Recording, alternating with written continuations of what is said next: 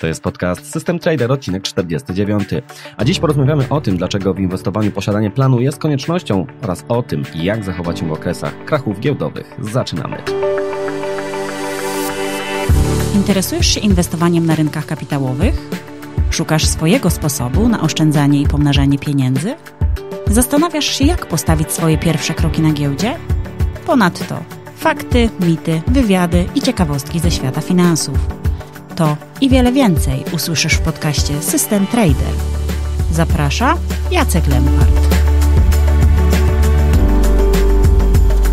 Gdy przez światowe rynki finansowe przetaczał się bezlitosny walec w odpowiedzi na pandemię koronawirusa, większość ludzi zamarła w przerażającym strachu. Zaczęto pytać, co dalej? Pojawiły się opinie, że tym razem jest inaczej niż bywało w przeszłości. Świat stoi nad przepaścią jak nigdy wcześniej. Tymczasem mój dzisiejszy gość ze stoickim spokojem napisał na Twitterze: jeśli miałeś plan inwestycyjny, ten tydzień był dla Ciebie cholernie nudny. Tak jak i wszystkie inne tygodnie. Problem w tym, że wielu nie ma planu. Meb Faber, bo o nim mowa, jest współzałożycielem Cambria Investment Management, a jego specjalizacją jest skwantyfikowane, regułowe podejście do inwestowania.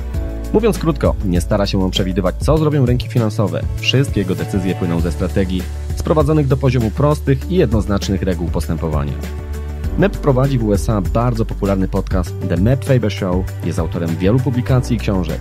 Często pojawia się też w roli komentatora w zakresie strategii inwestycyjnych w ramach CNBC, The Wall Street Journal, Barron's, The New York Times czy The New Yorker. W tym wywiadzie Meb opowiada, dlaczego posiadanie planu inwestycyjnego jest tak bardzo kluczowe oraz dlaczego warto podejmować swoje decyzje w oparciu o zbiór jednoznacznych reguł. Rozmawiamy również o krachach giełdowych, inwestowaniu w spółki dywidendowe, odwiecznej wojnie pomiędzy aktywnym i pasywnym inwestowaniem oraz wielu innych praktycznych zagadnieniach. Uwaga, wywiad jest nagrany w języku angielskim, ale na stronie systemtrader.pl/049 znajdziesz zapis mojej rozmowy z Mebem w języku polskim. Zapraszam serdecznie. Hello Meb and welcome to my show. Thank you so much for accepting my invitation. I'm sure that many of my listeners know you already, but just for the pure formality, could you please introduce yourself and tell us a bit about how you started your career in the investment field? Sure. Great to be here. Thank you for the invite. Like many, I'm sure it's a windy road. I was an engineer by background, undergrad, studied biology and engineering at university and had fully planned on a life of a scientist. My brother and father were both in the aerospace part of the world and was curious to follow them. But, you know, like many, I was interested in being an astronaut, like many youths, but once realized there was a lot more math and physics involved in being an aerospace engineer than being an astronaut. And so anyway, I had fallen in love with biology and genetics.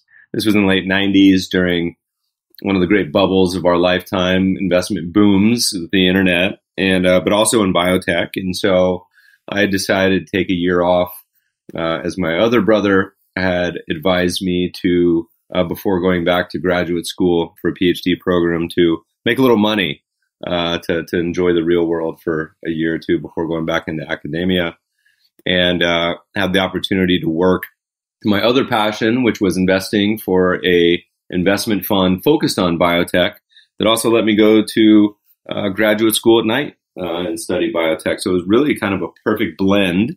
And so did that for a year or two, and then kind of just kept gravitating further and further away from my career path and more towards my hobby and vice versa. And next thing you know, fast forward a few years, was focused more on the quant side of the world, and then started my own company. And then that was, 2005. And fast forward, 15 years now. Keeps getting longer. Used to say 5 years, 10 years. Now it's 15. Here we are in a new decade, in a new time. And I hope everyone's safe and sound listening to this. But things have been a little crazy already this decade. And so the career became the hobby and vice versa. Right. Could you please tell us a bit about your company, Cambria Investment, some history about this company, and what kind of services do you provide? Sure. So we're a institutional investment manager, meaning we invest money for not just individuals, but other institutions. You know, the goal in the beginning was really like many people, I imagine not quite sure what we wanted to be when we grew up. Started the company in my 20s. Here I am in my 40s, and had some ideas and philosophies about how to invest money that was a little bit different probably from a lot of the status quo of what a lot of other companies were like. And so over the years have evolved to where we offer 11 public investment funds, ETFs here in the US, and they all have sort of a common umbrella of what you would say the similarities are, namely that we only launch funds or strategies that we think don't exist or we think we could do better or cheaper. In a world of infinite choice, you go to the grocery store, there's 30 types of milk now or 100 types of chips. Same thing with investment funds. There's tens of thousands out there. And so, what do we think? We have the ability to offer something better than companies that manage in the trillions like Vanguard. So it has to be something a little bit different or we think we could do better or cheaper. The ideas in general have to be something that I want to put my own money into. It's shocking to a lot of people, but a lot of fund managers actually don't invest in their own funds, which is a sad state of affairs for a number of reasons we can get into later.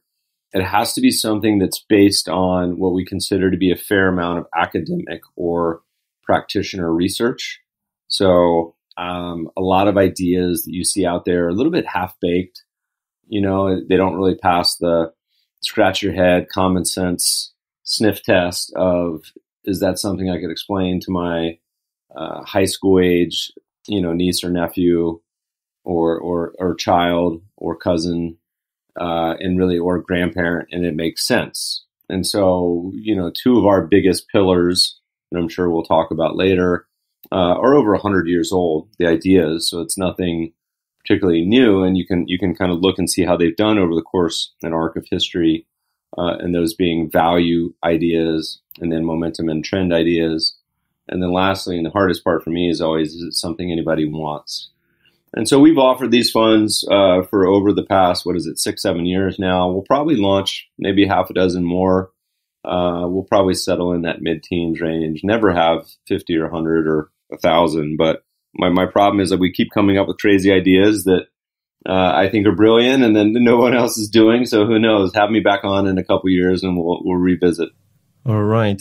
As you know, I'm living in Europe, and here we have a problem that basically most of the individual investors, they don't have access to ETFs, which are listed outside of the European Union, because due to the European Union regulations.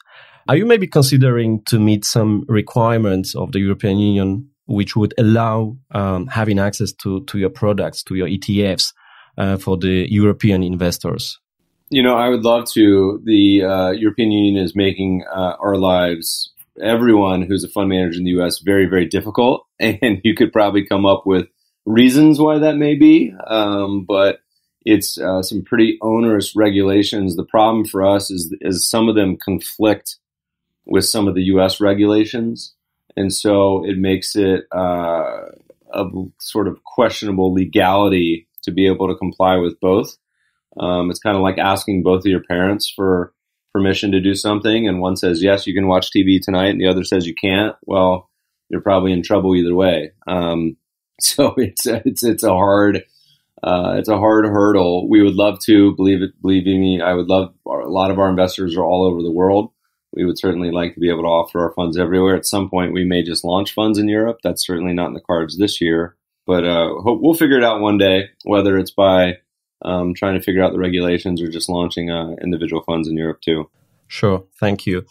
You describe yourself as a quantitative investor. Could you please explain what does it mean in details? I mean, how it helps in investing or in having, let's say, a better decision-making process? Well, I think it's a lot simpler probably than the phrase implies. When most people hear quantitative, they think that it's some high frequency, super complicated machine learning or artificial intelligence algorithm. But really all that it means at its very core is, do you have some rules? And those rules could be really simple. It could be, hey, I put half my money in Belgian stocks and half in Belgian bonds, and I rebalance that once a year. Well, that's a quantitative approach. Or it could get a lot more complicated, and we're somewhere in the middle. I think, and this year is a pretty great example, is that the biggest problem by far with most investors is we're human and we let the emotions creep in. And that could be applied to anything, any walk of life, any human arc that you have, where we know that when we evolved thousands of years ago on the savannas of Africa, we weren't genetically predisposed to run towards the lion, right? That didn't make any sense. But those sort of genetic artifacts in our lineage doesn't lead us to trading shares of Amazon and Google and all the other country interest rates and commodities and everything else. Many of these ideas are counterintuitive to what we would normally expect to be, our emotions tell us. And so being a quant allows us to say, look, I'm going to set up some rules that let me logically ahead of time implement some ideas and strategies that when the heat of the moment comes, and 2020 is a good example already, as many markets around the world are highly volatile, many declining with some speed a lot of investors have never seen before. And so unless you have those rules in place, you behave emotionally and irrationally, which almost universally is the exact opposite decision you want to be making. So at its core, it gives you sort of an anchor or a guidepost that lets you base decisions on. We think it's essential, not just important, but essential that investors have a written investing plan. And that doesn't just apply to institutions, but also to individuals, to advisors, and everyone in between. And not only a plan, but one that's based in historical expectations. So many investors just want to extrapolate the most recent past into the future to infinity. But really, to be a great investor, you have to not only study history to see what has been possible, because many, if not all markets have had extreme events on the good and bad side, but also to realize and take a step further and say, okay, at some point, the future will exceed those bounds and be even better or even worse than what we've seen in the past. Because we really only have 200 years of probably what we consider to be modern capital markets, really only 50 years of modern currency markets. You can, of course, take the share exchanges back to the 17th century in Amsterdam, right down the road from you guys, I think was the first global stock market, but people were even trading futures in Japan prior to that. So history helps to have a guide. And then once you have sort of expectations, you can put into practice some rules, at which point it makes you, I think, a lot better investor. And you can take advantage of opportunity when other people were freaking out and losing their minds. And again, I would like to stress throughout this conversation, it's not just individuals. A lot of institutions like to look down and say these irrational, human, crazy people. But believe me, many of the institutions are just as bad, whether you manage 1,000 euros, 1 million, 1 billion, or more. Right. But do you think that investing is more an art or it's a science, or maybe in between? I think it's seductive as a quant or a numbers person or an engineer to want to try to make it as exact and precise as possible. Universally, some of the worst investors I've ever met, we have over 40,000 investors.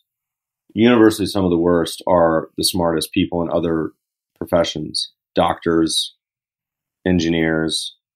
And because they're so smart, they just assume that their knowledge extrapolates into another field of investing. But also, you got to remember, investing is like playing poker. It's not an exact, or blackjack. I guess both are good analogies for different reasons. But it's not an exact science that if you have a valuation model that says a stock's undervalued, well, the world doesn't have to agree with you.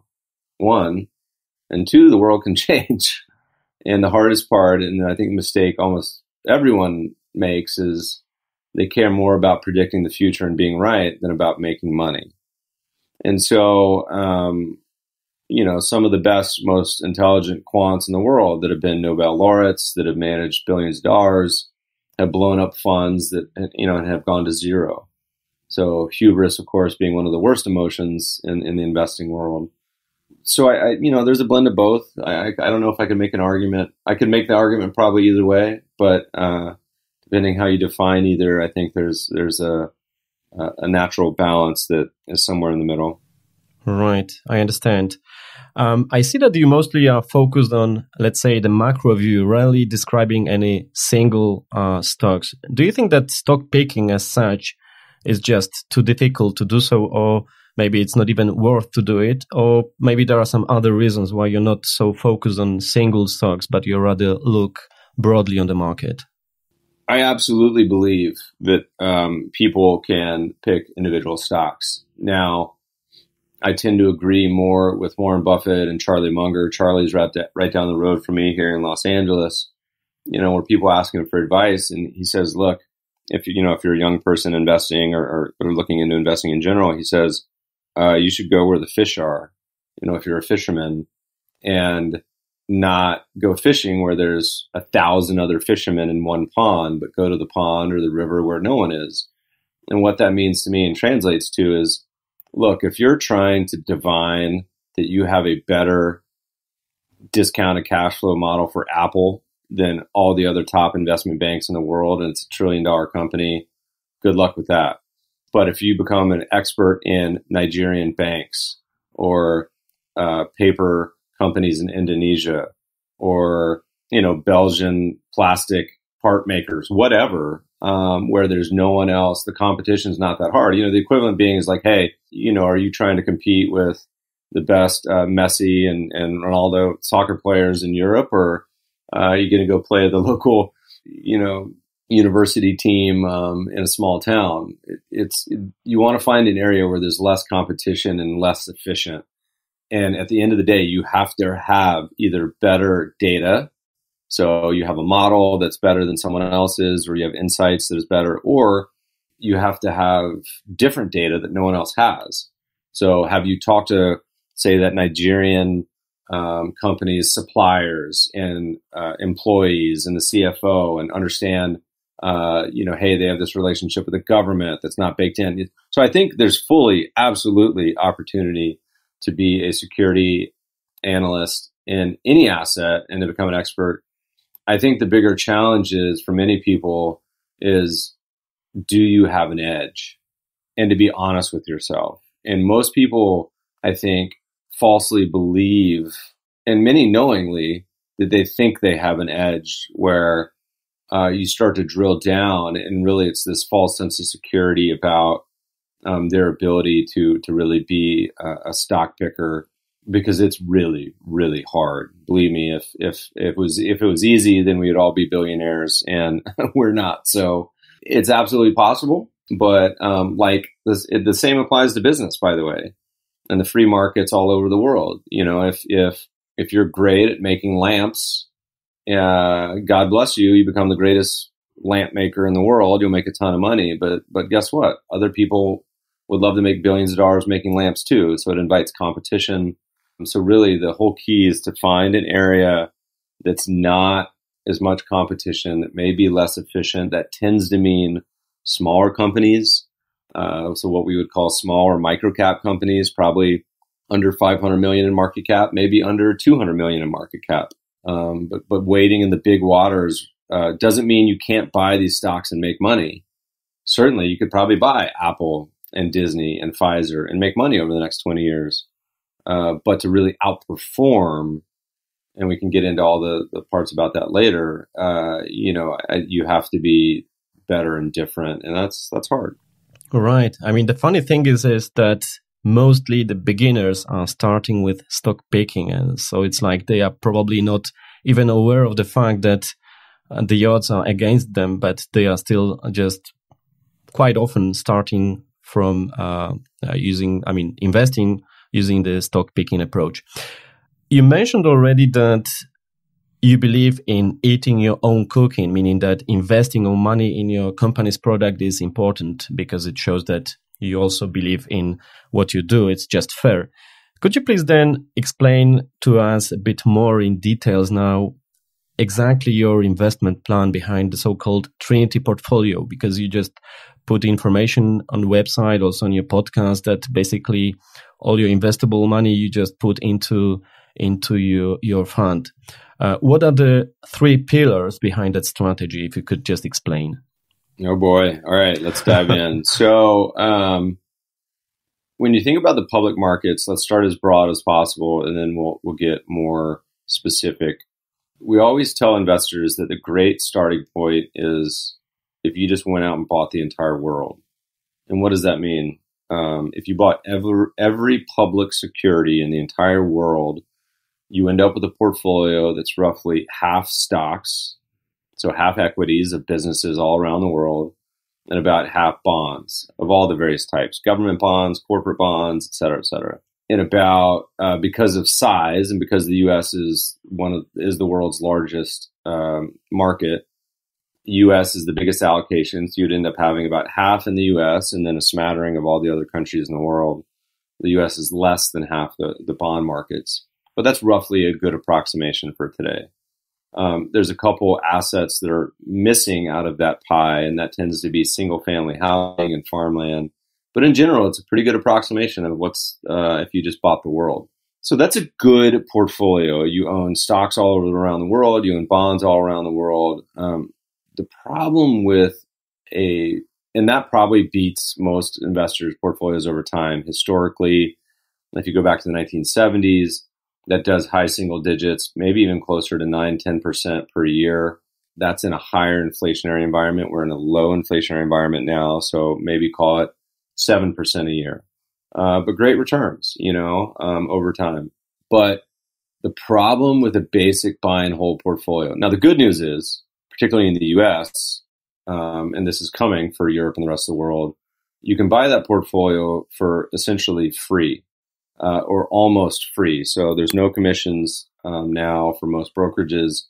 And then the management fees on that portfolio are darn near close to zero. So 0.05%, which is pretty amazing. There's never been a better time to be an investor as far as those fees. So that's the base case. The problem with the buy and hold portfolio over time is that it has what we call drawdowns. So meaning if you have $100,000 or euros in this portfolio and in 2020 it goes down 20%, you're now down 80 to 80,000, or it goes down 50%, you're down to 50, whatever it does. That's what we call drawdown. So a peak to trough loss at one point. So a buy and hold portfolio goes through those. That's natural. Every asset does. And you can't avoid it. But the problem for people, going back to the intro to this discussion, is people are emotional, and it's hard to watch a portfolio decline in value and not do anything. People feel, in any other endeavor in the world, you could work harder, you can intervene and do something. With investing, you just got to kind of sit on your hands. And to be a good investor, you have to be a good loser, because markets spend over 2/3 of the time in some form of drawdown. But that's the toll, or that's the price you have to pay to have the good returns over time. So the problem with buy and hold, and people are learning this, particularly the younger cohort this year, is that it often coincides with bad. It's happening at the same time as bad economies or bad geopolitical events. So it all happens at once. So it'd be one thing if your portfolio goes down, but you have a great job and the world's all great. That's another thing if the portfolio goes down at the same time a pandemic is occurring and you lost your job and you have no money. It all happens at once. So it's what we would call a kind of double correlation, where you're adding risk rather than diversifying or really having a situation that helps rather than hurts. So that's one, and the buy and hold allocation actually doesn't matter that much. People spend 90% of their time thinking, Is gold expensive? Should I have this much money in bonds or this much? What about stocks? Is it time to get in? Is it time to sell? What about commodities? Is oil cheap at $20 a barrel? Is it, all these things that people spend time on. And we wrote a book called Global Asset Allocation, where we looked at like 20 very famous asset allocation strategies of the most famous gurus that manage trillions of dollars. Everyone from Dave Swinson, who manages the Yale Endowment, to Robert Arnott, to Warren Buffett, to Mohamed El-Erian. All these people have recommended at some point an asset allocation, and they're very, very different. So Buffett famously says, look, when I pass away, put 90% in the S&P and 10% in bonds, and that's it. Other people say, no, you want 25% in gold and only 25% in stocks. And other people say, no, you shouldn't have anything in gold. So they're hugely different asset allocations. Well, the surprising part is, over time at least, it really doesn't matter. We looked at most of these asset allocations, and over the past 50 years, the returns over time cluster within around a percentage point of each other, which is astonishing. Now, they take a little bit zigzag paths to get there, but if you're a long-term investor, it really didn't matter that much. But what did matter was how much you paid in fees. So if you paid, the average mutual fund price in the US is 1.25%. And remember, I just said that you could invest in a portfolio of ETFs and low-cost funds for darn near zero today. Well, the spread in performance between the best performing asset allocation and the worst was less than the spread of how much you would pay in that mutual fund. And so people focusing on something really boring like fees and taxes is actually more important than the actual asset allocation. So that's a great base case. You do a global asset allocation, you get three of the main ingredients: stocks, bonds, real assets. And real assets, is like real estate, commodities, TIPS, which are treasury inflation protected securities. You have a little bit of all those. And again, you can't have just all your money in Belgian stocks and Belgian bonds. It's got to be global. Once you have that recipe, doesn't matter if you have 20 or 30% in stocks. Doesn't matter if you have 50 or 40 or 30% in bonds. As long as you have some of each, you should do okay over time. But more importantly, you should pay very, very little in fees. I'll pause there. Right. And the great thing is also that now you can do it just buying one ETF like TRTY, and basically you're covered. You have everything. You have all this, all these assets under single ETF. So that's really how easy it's now to invest in the 21st century. Yeah. And so in the departure, so that's what we call the global market portfolio. So we have an ETF that does that. It's called GAA. And it does some tilts that we can talk about later to value and momentum. But it gives you this nice balanced global portfolio across all asset classes. But it has some of the problems that I mentioned earlier, which are, it tends to decline when markets in general are declining. And so there's another investment philosophy, which is what we call trend following. And trend following, also goes back over 100 years, the time of Charles Dow starting the Wall Street Journal, and probably way before that. But it's basically an investment approach that says at its core, you want to be investing in markets that are going up and not in ones that are going down. Sounds simple enough and a lot harder to implement in the real world. But there's a lot of very simple indicators and algorithms you can use to basically say, is this market in general going up, or is it in general going down? A simple one would be, is the market up over the past year? Is it down over the past year? Is it above a long-term average, or is it below? And basically what you're trying to tease out is the signal from the noise, and you want to avoid the really, really long, deep bear markets. So you're not going to miss the ones that are down 10 or maybe even down 20. You want to miss the ones that are down 50, down 80, down 90. And people are probably shaking their head listening to this and saying, well, my God, what markets go down 50, 80, 90? Well, almost all of them do at some point in time. If you look at oil right now, you look at a lot of country stock markets are down that much. So a trend following approach simply says, hey, look, and we'll use U.S. stocks for an example. If it's going up, you want to be in. And when it rolls over, when it goes below long-term moving average, your signal tells you to get out, you simply sell it and you sit in cash or bonds or whatever your safe asset is until it gives you a buy signal again. And in general, historically speaking, trend following gives you roughly the same returns as a buy and hold allocation, but with lower volatility and lower drawdowns. And more importantly, it does it in a way that's not as correlated to a buy and hold portfolio. And so you could take all the assets that are in your buy and hold portfolio and say, look, I'm going to apply my trend following approach to each one. So I'm going to apply it to US stocks and also to foreign stocks and real estate and commodities. I'm only going to be investing in these when they're above their long-term trend. And trend following suffers from a lot of other problems. You know, if markets are going sideways or oscillating, you tend to get a lot of false signals or what we call whipsaws, and that kind of is a cost over time. You're never going to pick the top or the bottom, but really you want the meat of a move. The bigger problem with trend following is you end up looking different. So you look different than your neighbors, you look different than the institutions.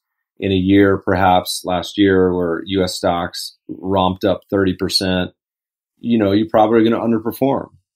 And so that's also a hard emotion and system to stick with. Going back to our old friends Warren and Charlie, he says, I can't tell you how many times, I can't remember if it's Warren talking about Charlie or vice versa, but I said, can't tell you how many times Warren said it's not fear and greed that drive markets, but envy. And so the problem with trend following is envy. There's many times when everyone else is making hay and are doing wonderful, but you're not.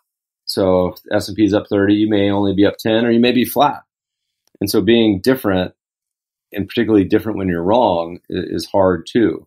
Now, the good news about trend following is traditionally it does a better job in the bad times than buy and hold. So in a year like 2020, in a year like 2008, 2009, early 2000s, internet bubble, trend following in general traditionally does a better job. So this whole Trinity concept was the yin-yang combination of both. Say putting half in buy and hold. So you have 1 foot in the real world. You have a tether to a great portfolio that simply buys and holds assets for the long term. And then you have trend following, which says, hey, we're going to try to limit the downside in case we have another financial crisis or Great Depression or pandemic, who knows, that causes assets that go down a lot. And the two together should be able to create a portfolio that, at least behaviorally speaking, people can live with. It makes it a little easier to survive, which is really all that matters at the end of the day is, can we create a portfolio that lets people earn returns, but survive with as well, and not panic at the worst moment and sell everything?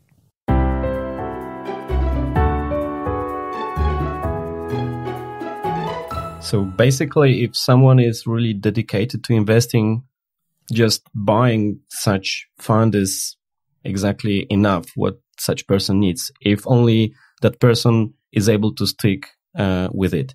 But let's say that we have a person which is trying to, let's say, do it on its own and is trying to, as we mentioned already, do the stock picking. And you mentioned in your books, on your podcast, and on your website multiple times about the yield investing and dividend investing. And you dedicated quite a lot of materials on that topic, especially in the context of taxes. So my question is, what do you think about dividend investing? Is it a good strategy which you could recommend, or it's just a kind of, let's say, different flavor of value investing? I'm going to channel John Bogle, the founder of Vanguard, who recently passed away, where he said, look, he was talking about index investing, but it's irrelevant. But he said, someone asked him about it, and he said, are there better investing approaches? Probably. He's like, this one works for me, but are there worse ones? He's like, there's infinite worse. And so I'm of the belief that there's a lot of ways to invest just fine. We just did a 4-part series on our blog called the Get Rich Portfolio, the Stay Rich Portfolio, how I invest my own money, and then investing in a time of Corona. And again, those are free on my blog. And I neglected to mention that book earlier. Most of our books are also free on my blog and website.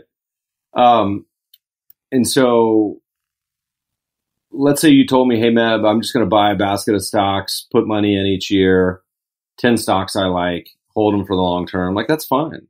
Maybe you said, no, I have 80% of my money in short-term cash and bonds because I'm super risk averse, and 10% in real estate and 10% in stocks. Like whatever works for you, whatever lets you sleep at night is most important. So when you're talking about strategies, there's opinions I have that are clearly very opinionated. There's others where I'm like, it doesn't really matter. I'm not super strong opinion. Dividends fall under that category of, to me, is it a nonsensical investing strategy? Yes. Is it okay? Is it fine if people do it? Also, yes. I don't like strategies that don't really check the common sense box for me. And let me explain. So if you're a company and you're a public stock, there's really only 5 things you can do with your money, and that's it.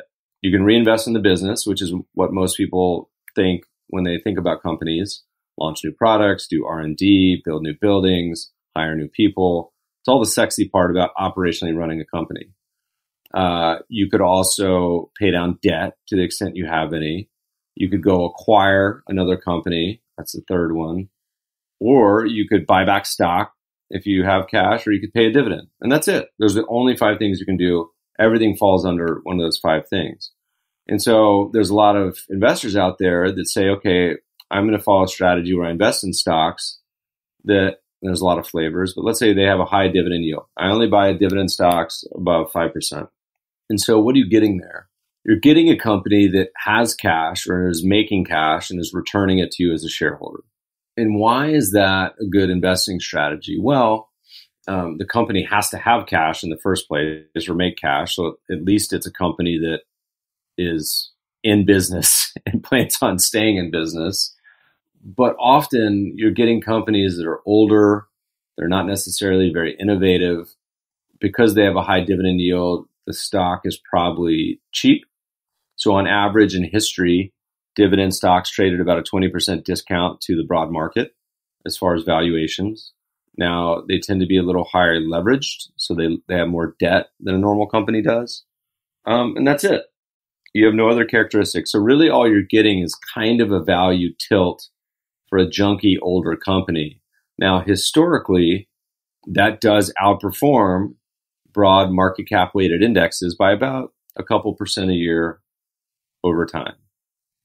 Now, we have to take a step back and we got to talk about what market cap weighted indexes are, because a lot of people, I don't think they really appreciate the basics. So when you talk about a stock index, whether it's a index in any country, we'll use the U.S. stock market as an example, whether it's the S&P 500 or something else. But if it's a market cap weighted index, you invest the most in the largest stocks within that index. So in the U.S., that's Amazon, it's Apple, all the way down to, say that if it's the Russell 2000, say there's 2,000 stocks.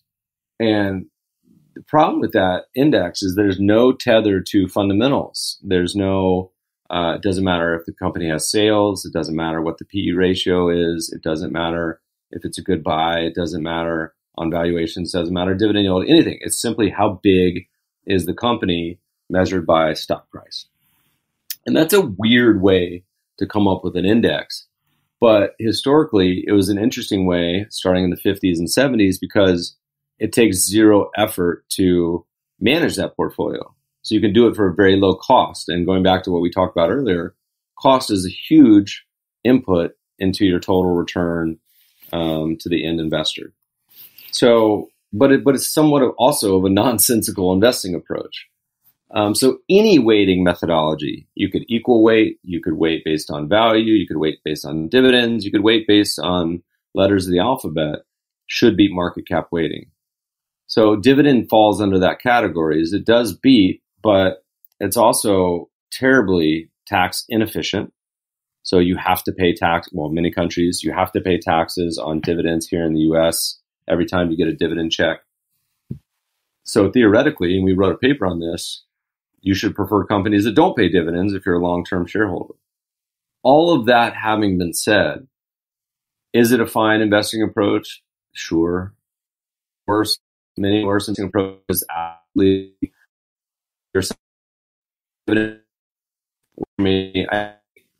Everyone who markets dividend funds, they've come up with but the actual approach, I think, is pretty nonsensical. Now, I'm one of the few people on the planet that believes this. So listeners, take it for what you may. But I think it tends to be something that just doesn't check that original box of making any sense. By the way, Warren Buffett's Berkshire Hathaway has paid only once a dividend in 1967. And Buffett said that I must have been in the bathroom when the decision was made. So that's what he thinks about that. So he really thinks about taxes and why they are inefficient in the context of dividends. But still, why is it so popular among individual investors? Is it something magical about the cash which is paid to the investors that they are really following such companies which are paying cash? I think the part where I said that they have a good brand, I think it's it almost with check, as if companies with it, they're returning part of the capital. So, the company is really very minuscule, self-liquidating. Now the bigger, particularly here, but I'm sure all around the world, around the topic of stock buybacks, who has the opposite problem, which is the absolute horrific branding because people don't understand them. A better phrase for stock buybacks would be called tax-efficient dividends, tax-efficient flexible dividends. And the problem is that people just don't understand what they are. And it's a mathematical fact that if taxed at the same rate, and if the stock is trading at its intrinsic value, a buyback and a dividend is the exact same thing. And you can't argue that. I mean, that's just a mathematical proof. And so why do people get so upset and inflamed about stock buybacks? It's a good question. I think they think that they correlate stock buybacks with executive compensation, and really they're two different issues. Executive compensation is a board issue. How much you decide to pay executives, if you're paying them $100 million, that's on you. I mean, that's the board. That has nothing to do with buybacks. Now, if they tie them to buybacks, again, that's a stupid decision by the board, and it has nothing to do with the tool, the hammer, which would be buybacks. But Buffett gets it. As you mentioned, he's never paid a dividend in the last, 60 years. But what he does do is he buys back stock. Now, he's smart about it. So he's not just buying back stock at any time. It's foolish to buy back stock of a company that's expensive. And Buffett sets a very basic metric for valuation. I think he says we'll buy back Berkshire stock when it trades below 1.3 times book. And I think it might even be less now. I think it's trading around 1 times book now. It's around 1. So he may be putting money to work this quarter as the markets are in turmoil. But he said, there's no better use for a company's cash if its stock is trading far below intrinsic value than stock buybacks. So he gets it. And then Charlie Munger, his partner, talks about, you want to buy the cannibals. You want to buy the companies that are reducing their share count. And the flip side of this coin is also issuing shares. So all three of those combine into an equation where you want companies that are returning this cash as opposed to issuing shares, et cetera. The branding and the descriptions and believe me, no one gets it more wrong than the politicians do. But politicians are going to be politicians the world around. They like a good soundbite and boogeyman, but in general, the whole key that we're looking for here is the word value. Doesn't matter if it's dividends or buybacks. Like, you can buy a company with a 7% dividend that is really expensive valuation, and that's really foolish. You could buy a company that's an expensive valuation that's buying back tons of stock. Also foolish. The whole key is you want to use valuation as your core, as your foundation, and then be able to sprinkle on everything else around it. So having that value approach is really the main compass versus all these other sort of levers you can pull. I have last question in the context of dividend investing, namely the interest rates, which cannot be any lower now. How a rising rates environment affects such kind of investing, I mean dividend investing, because for the last 4 decades, these interest rates have been going down, but now we reach the floor. So what next in the context of dividend investing? Is it somehow impacted? Traditionally, throughout history, high dividend yielding stocks do not fare well in a rising rate environment, which we haven't had in a long time. So we may never have it again. They may just keep going to 0, -1, -2, -4. Who knows? But if you're trying to hedge against a potential inflationary environment, high dividend yielders may not be the best place to be. But who knows? It's hard to say. But traditionally, that's been they've delivered negative outperformance in times of rising interest rates. Right. I'd like to ask you a few questions about the COVID-19 because now investing is quite, let's say, interesting for many people because the markets are really very volatile. So let's talk about investing in the time of coronavirus or market crash in general. And why we need a plan when investing? Because first of all, many people are asking now what to do. Is this time different?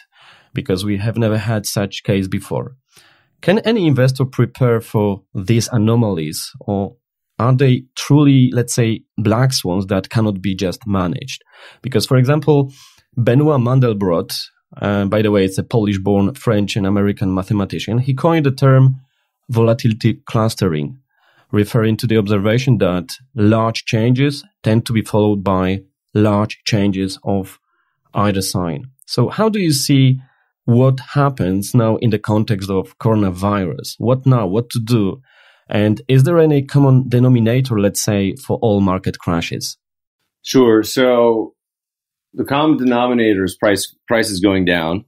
And I say that only half jokingly. I think it's seductive for most people to get in the business of predicting what the next crisis will be. And in reality, most crises are obvious in retrospect. You can look back in the arc of history for the 20th century, and my God, you have everything. You have wars, you have pandemics, Spanish flu, and a war in the same year. You have interest rate regimes of inflation and disinflation. You have almost anything you could possibly come up with the exception of aliens invading. And maybe they did, we just don't know it. I don't know. So the normal state of affairs is disarray. And borders have changed, currencies have changed, alliances have changed. All of that will continue. Despite that, a global portfolio has done fantastic. The key, of course, is you don't want to concentrate in any one market. That's a recipe for the poorhouse. And this is a concept we talk about that afflicts every country in the world. If you're an American investor, you put most of your money in American stocks and bonds. If you're Belgian, you do the same. If you're Japanese, you do it. If you're Australian, you put most in Australian markets. And that's a really foolish decision. It's called home country bias. And it happens everywhere. And it's just a needless concentration when in reality you should be diversifying across the whole world. And a good example is if you look at my favorite investing book, Triumph of the Optimist, it looks at all these investing markets back to 1900. And you find that some countries did fantastic, like the US. Some countries did very poor over the period. So for stocks, for example, Austria had basically no return. Russia and China shut down altogether. You lost all your money, 1917 and 1949. Same thing with interest rates. Some countries had hyperinflation and their bond markets went to zero. You lost all your money. So having an average or diversified exposure makes a lot of sense to combat the bad times. But the bad times are normal. We like to say normal market returns are extreme. That's true of yearly basis. That's true of daily basis. So people freaking out this year about these big returns. And yesterday, we're recording this, the U.S. market printed like an up 10% day. Most people would have thought that'd be unthinkable a year ago, but it's happened in history. You have plus minus 5% days, you have plus minus 10% days. It's rare, but it's, quote, normal. So it's happened in history. And sometimes you even have a minus 20 or plus 20% day. So you have to prepare for that possibility. Now, they tend to happen during crisis. So you have both really big down and up days, which is the volatility clustering you referred to. And that's usually just because people are freaking out. That's the technical term. They're emotional. They don't know what to do. The world is in flux. They're losing money. And so markets are gyrating and it's really confusing. So those often happen during downtrends. So one of the reasons trend following works traditionally is that it tends to avoid those periods. And if you avoid the big volatility, what we like to call volatility gremlins, you can hopefully compound at a higher rate. But in general, it's a normal feature of markets.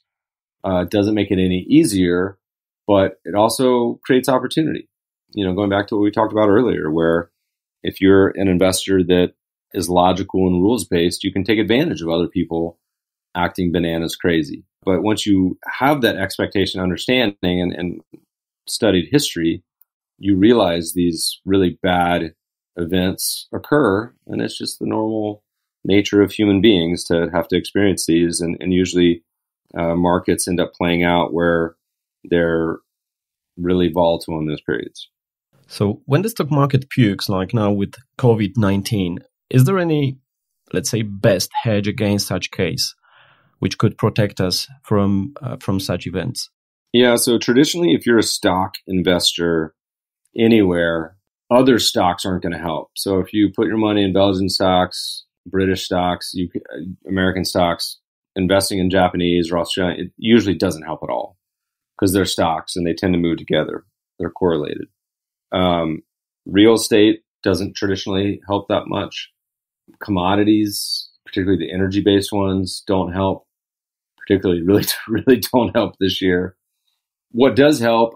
Bonds often help. They don't help a lot because they're usually not. Stocks are a lot more volatile, so you need a lot more bonds to counteract that. Gold often helps, but not always.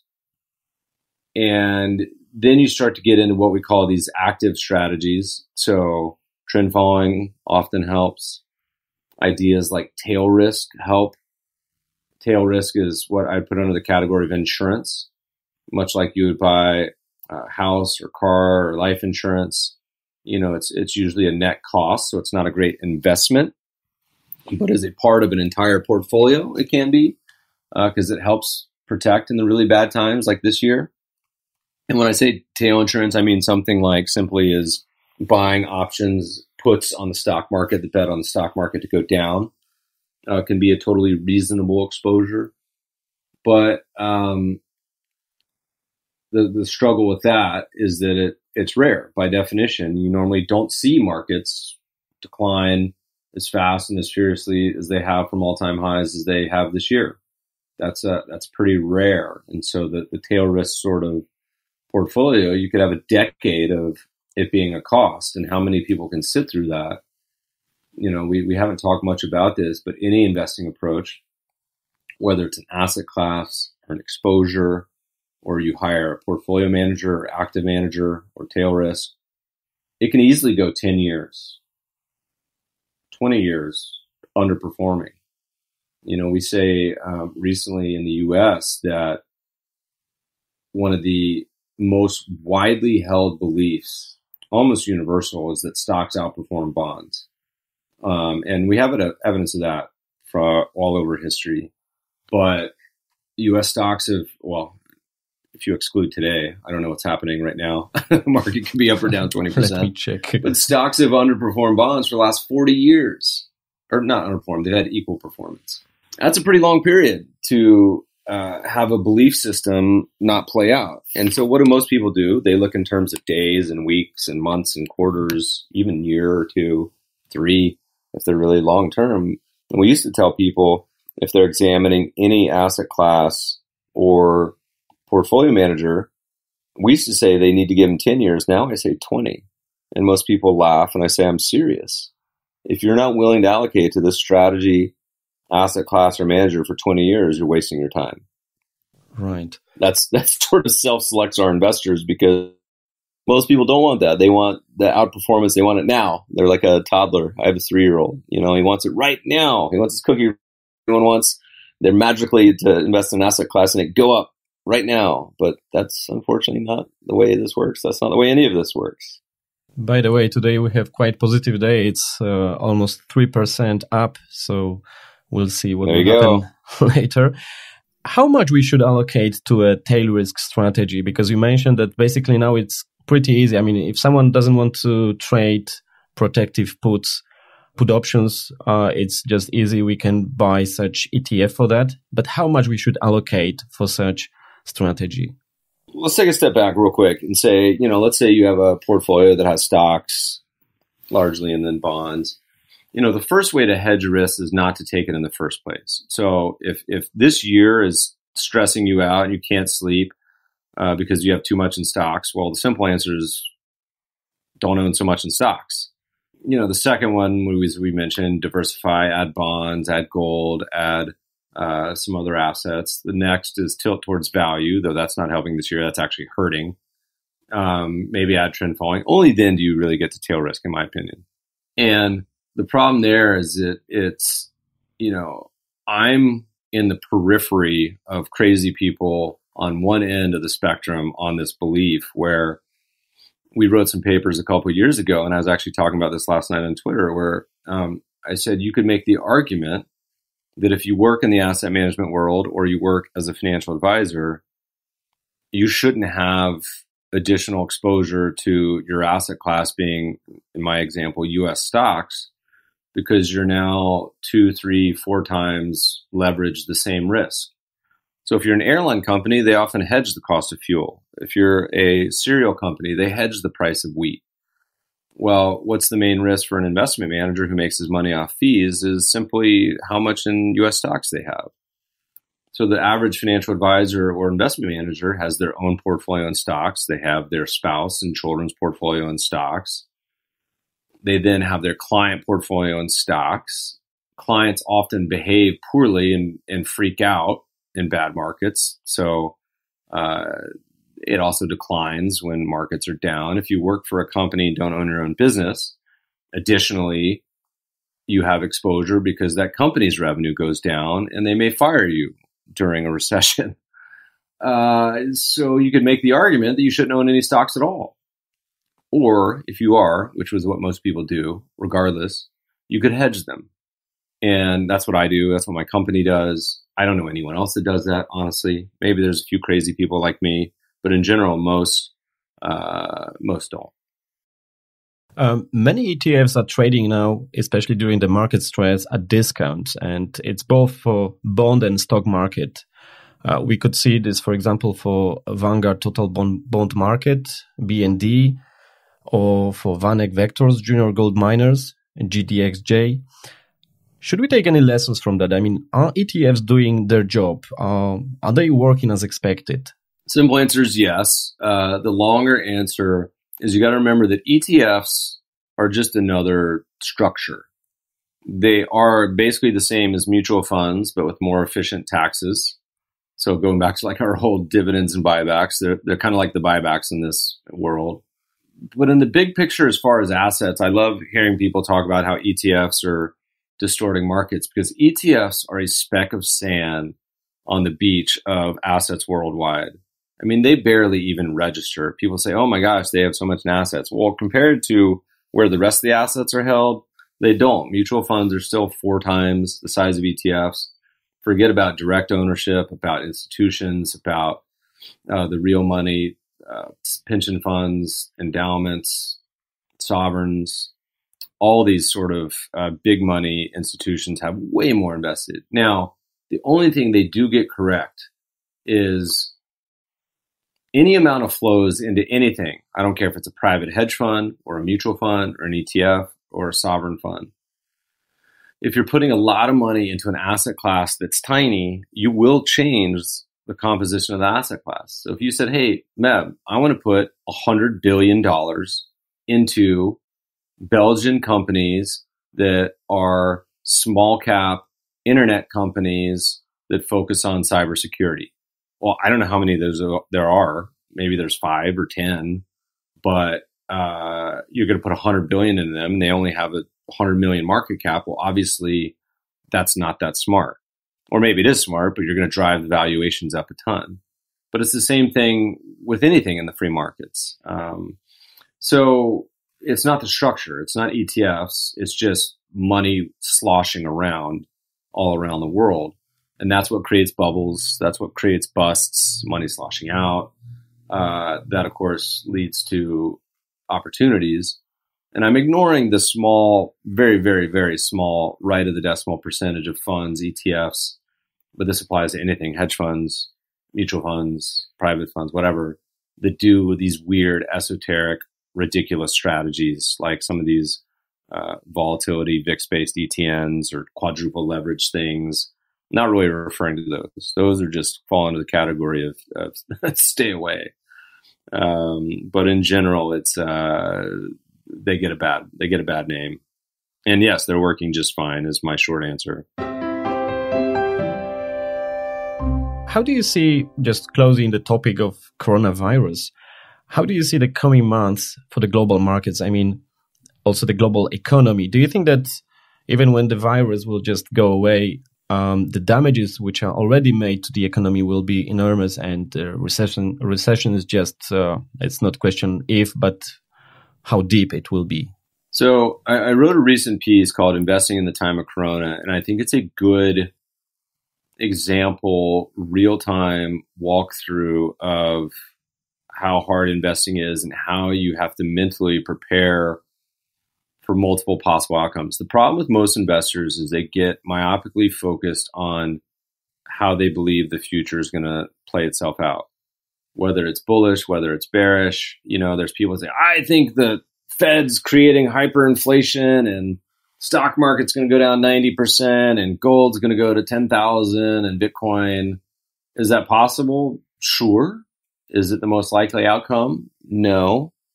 On the flip side, say, I'm so bullish on artificial intelligence and the world's becoming so much of a better place, and healthcare innovation and biotech and genetics, and I see all these innovations coming, and stocks are going to hit 100,000 on the Dow. Is that also possible? Sure.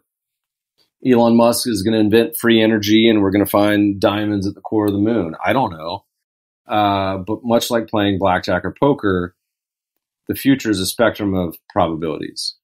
And you have to make bets accordingly. And the first goal is to survive.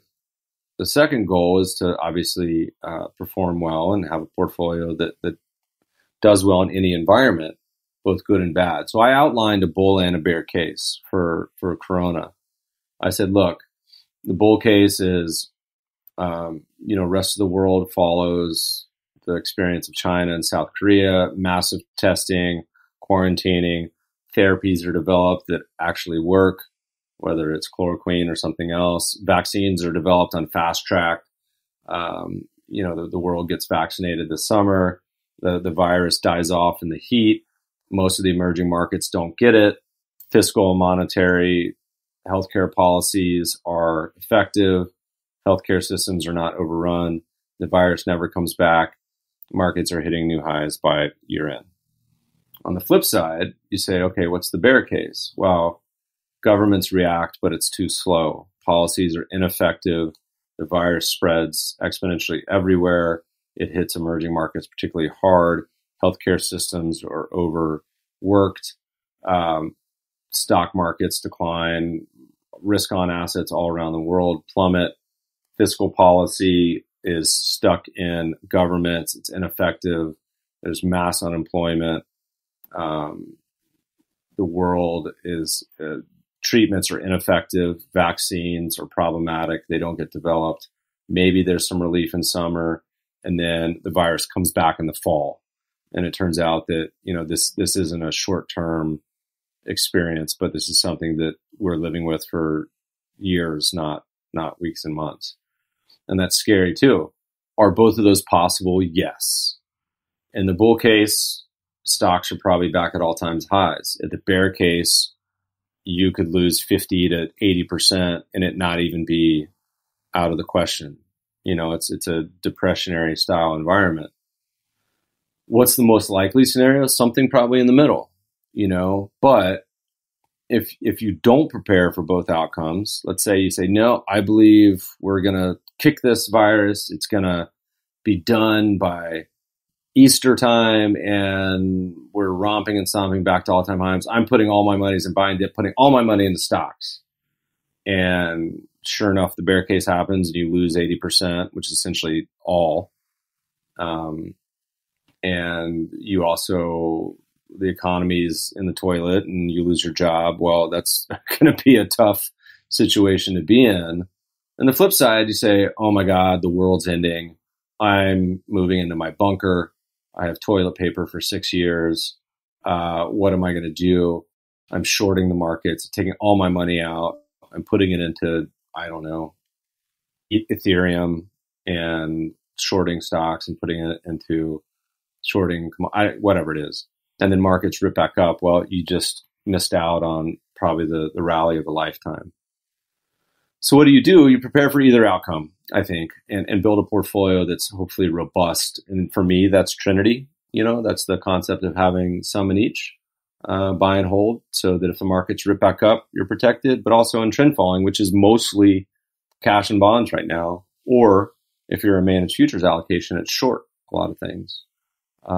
So that you survive either outcome. You may not be the best returns on the planet, but you're surely not going to go out of business and be the worst either. So to be a quant investor is also very helpful in such moments because you just have to stick to your strategy, just follow it. And that's it. You don't have to try to predict anything what will happen in the future. I wanted to ask you about the long-term investing versus short-term investing or trading. Is there any good way to say which makes more sense to you, or is long-term approach easier than trading, or it's maybe the opposite? There's really no question that the long-term approach is the way to go for almost everyone. It requires no effort. It requires no special ability. All that it requires is the ability to save and invest and the ability to compound over time. If you put $10,000 into a child who's born and put it in a global equity fund that does 10% a year just for make math easy, by the time they retire, when they're 50, that $10,000 is $1 million. And that's incredible. It didn't require you to read any balance sheets, any annual reports. It didn't require you to visit the company's management and talk to them. You didn't have to outperform at all. It's a simple ability of the free market and capitalism to give you investments as business owners in the best companies all around the world.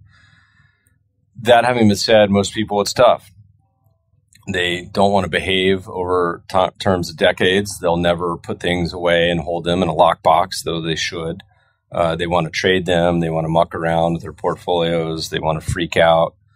They want to spend the money is the big one. Almost anybody who has investments, that's what it's there for. There's a friend, Morgan Housel, who says, most people who want to be a millionaire because they want to spend $1 million. They want a vacation on the Riviera. They want to drink champagne. They want to go get the best seats at a football game, which is the exact opposite of what it takes to become a millionaire, which is saving and investing and leaving it alone.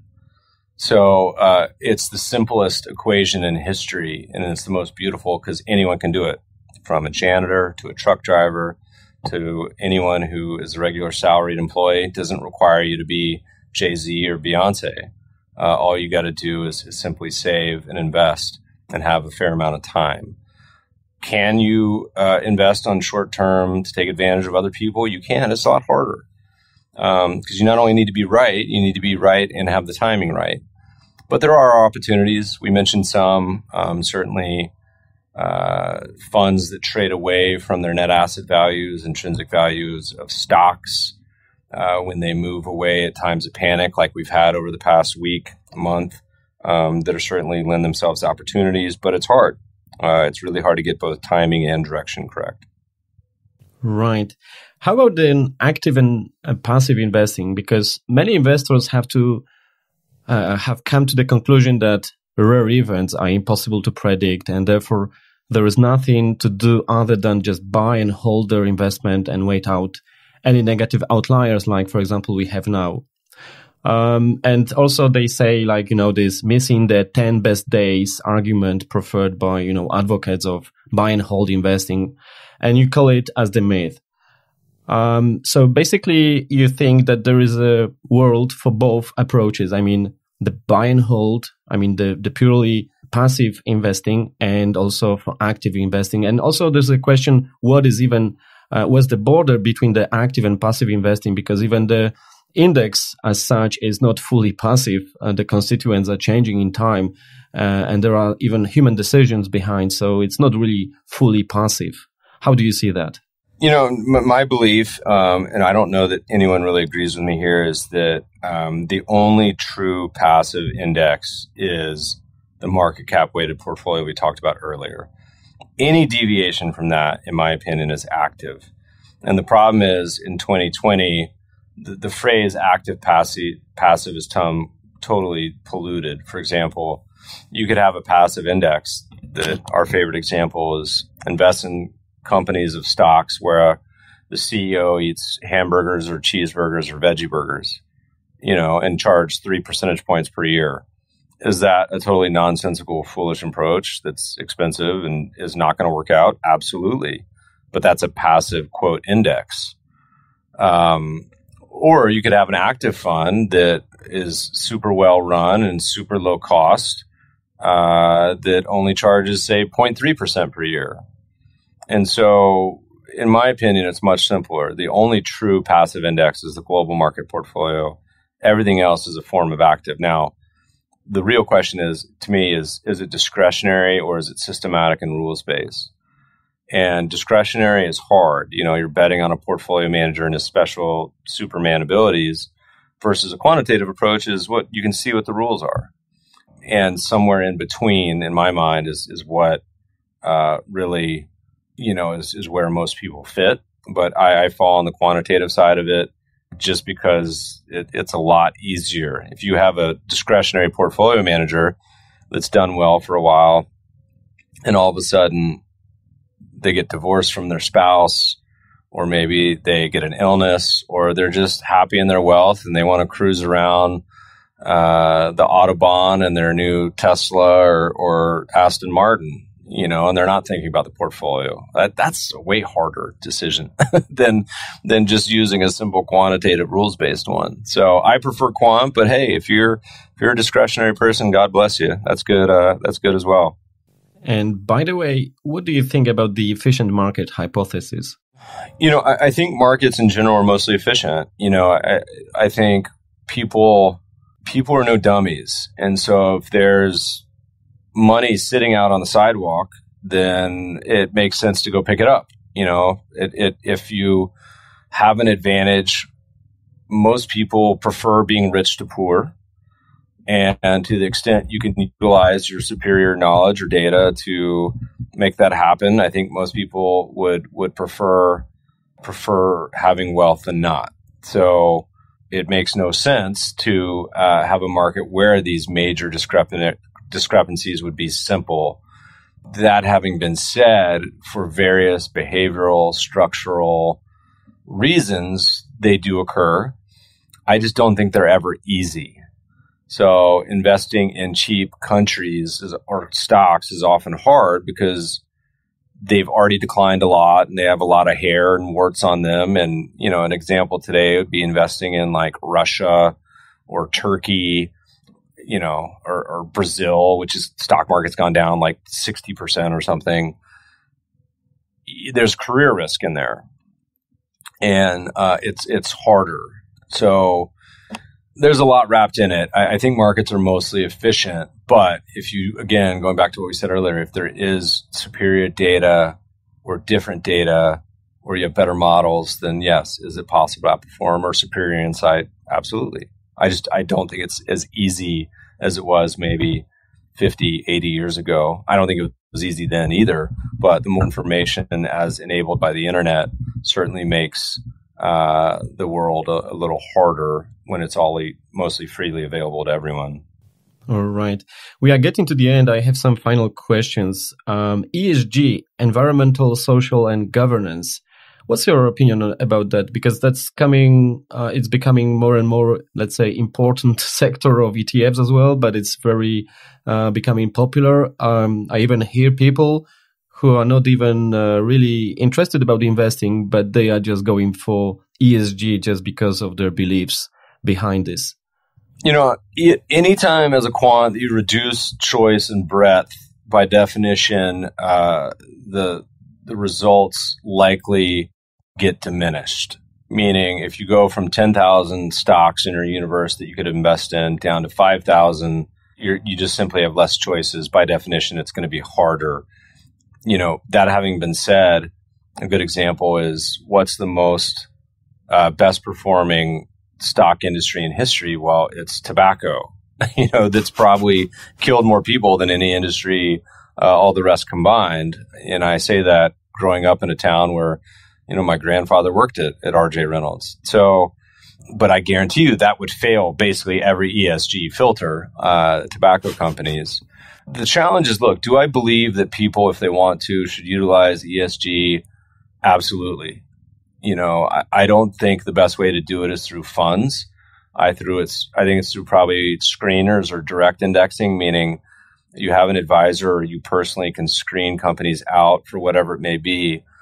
Realize, though, that the world's a little more complicated than most people think. Facebook, for example, passes all the ESG filters. Could you make an argument, and I'm not getting involved, that Facebook has done probably more harm to the world than almost any other company? You could make that argument. A lot of the old school fossil fuel companies put more dollars into research about clean energy than anyone else in the world.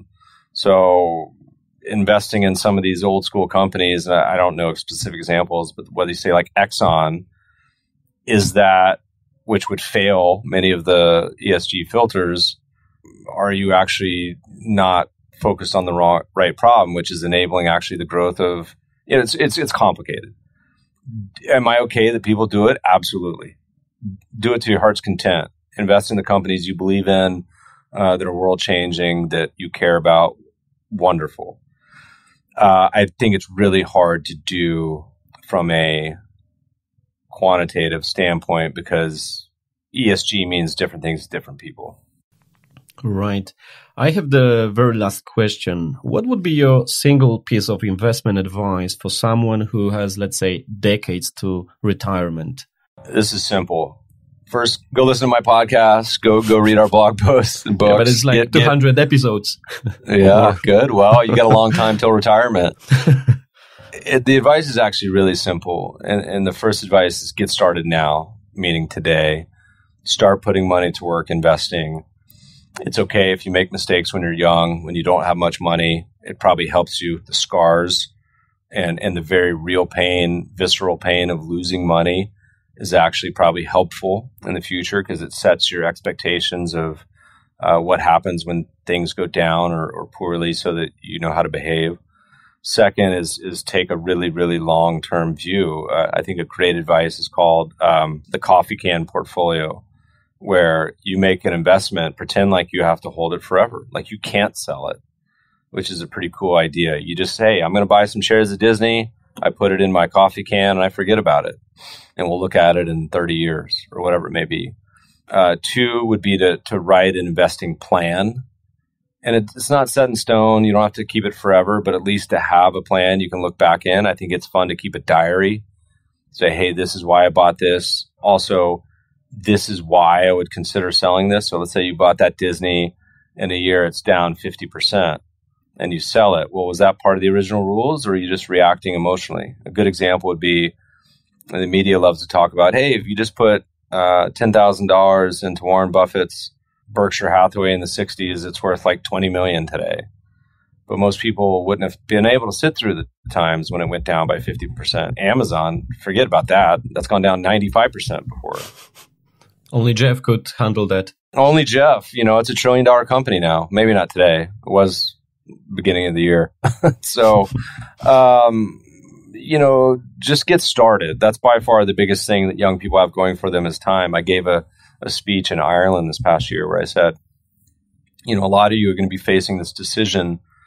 I don't know if you have spring break, but maybe after the term ends, you go to the beach. You're going to go to Ibiza. It's going to cost maybe 1,000 euros, 2,000 euros.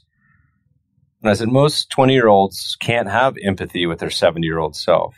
They don't want to think about themselves as old and prune-like and wrinkled and stooped over. But I said that $2,000, if you just put it, instead you went on a backpacking trip through Bavaria or something, instead of going to Ibiza, that $2,000, you locked it away, it would be worth $200,000 or 200,000 euros by the time you're 70. And with the 70-year-old you appreciate $200,000 more than the 20-year-old you appreciates $2,000? Maybe not. Maybe you meet your lifetime mate in Ibiza and you have lots of children, so you say that was a good investment. I don't know. But the biggest thing you can do is start to think in terms of saving and investing, and pretty quickly you'll see just how powerful that is. But again, old advice, just go listen to our podcast. That's a good start. Right. Is there anything else you would like to add before we just finish today's interview? No, I'm losing my voice. Sorry for that. No problem. I think the best part for most people and investors is to get the experience. I think 2020 is a great learning example for investors of all stripes, to be able to see what it feels like, when times are good as well as bad, to be able to start to put money to work and begin, or even for older people, to participate in a lifetime of learning and craft of investing versus just speculating it for the short term.